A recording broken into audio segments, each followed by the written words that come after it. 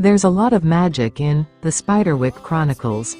Based on the acclaimed children's fantasy books by Tony DiTerlizzi and Holly Black, and adapted for television by Aron Eli Coleite, the TV show is full of mystical creatures like ogres, fetches and dragons. However, this story is no fairy tale. Instead, the series, which was axed by Disney Plus before finding a home at Roku, is a tale about family and acceptance. Unfortunately, though the show is supposed to be adventurous, it lacks the whimsy needed to elevate the narrative for a new generation of young adults.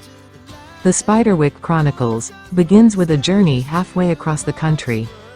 Following their parents' divorce, the Grace siblings, Jared, Leon Daniels, his twin brother Simon, Noah Cottrell, and their older sister Mallory, Michaela Lee, leave Brooklyn with their mother, Helen, Joy Bryant, for a fresh start in Henson, Michigan. Jared, who struggles with his mental health and behavior, is set to receive care from renowned therapist Dr. Dorian Brower, Christian Slater. But Simon and Mallory, who have grown weary of Jared's constant antics, are less optimistic about the move, especially after seeing the condition of their great-grandfather's dilapidated estate. Things immediately begin to go awry when the Graces arrive at their ancestral home. After Simon's pet mice go missing, Jared discovers a boggart named Thimbletack, Jack Dylan Grazer, is wreaking havoc on the house. To his dismay, neither his mother nor siblings can see the naughty creature. Things are pretty much the same outside of the home. The town of Henson isn't as picturesque as it initially appears to be. Jared learns a murderous ogre, Mulgareth, is the source of all of Henson's woes, and that the diabolical monster is after his great-grandfather Arthur Spiderwick's, Albert Jones, magical field guide, which has been divided up and hidden around the town. Sadly, because of his past problems, the only person who believes Jared's stories about Mulgareth and the field guide is his great-aunt Lucinda, Charlene Woodard. She has spent the better part of 4 decades locked away at Meskwaki, a mental health hospital in town.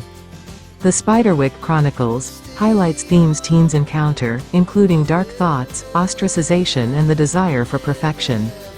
Yet the series contributes nothing unique to the increasingly crowded YA genre. Moreover, this show isn't the first time the Spiderwick books have been adapted for the screen. The 2008 film starring Freddie Highmore earned praise from audiences and critics alike for its performances and imagination. Though the show stretches across 8 45-minute episodes, diving into countless details and fantastical beings, its pacing often stalls, leading to a humdrum tone instead of a display frenzied with action. Additionally, despite aging the characters up for this adaptation, the setting and special effects aren't creepy or dazzling enough to keep a teen audience engaged. If the twins were 9 years old, as they are in the first novel, instead of 15, the series would have been able to expand as they begin to encounter more teen-centered themes. Instead, the show races to encompass all of those issues while trying to balance the show's paranormal elements. Though The Spiderwick Chronicles doesn't offer robust thrills and scares, its focus on Jared's struggles and how they affect his sense of self and his family's understanding of him is effective. Having spotted Thimbletack and gotten hold of the Seeing Stone, enabling him to see fairies and other creatures, Jared is desperate for someone to believe him. Since the audience sees and experiences what he does, his family's dismissiveness of him is poignant. The Spiderwick Chronicles clearly illustrates the toll of being constantly compared to his intelligent and agreeable brother and how it has affected him over the years. Simon has consistently advocated for Jared, but the easygoing twins' new friendship with Calliope, Alvia Allen Lind, Dr. Brower's daughter, causes a split between the brothers. Meanwhile, Mallory has tried to stand out amid Jared's chaos by leaning into perfectionism and a love of fencing. Still, this desire for excellence has become increasingly unsustainable, especially in a new environment. The Graces' familial relations remain intriguing throughout the season, even amid mentions of Richard, Rhys Coiro, the kids' absentee father.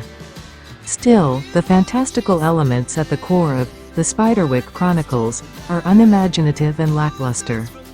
While some of the storylines are interesting, like the town's residents' ploy to shut down the Meskwaki mental hospital, the adults' frustrating lack of foresight and the bogged-down dialogue make much of the series a chore.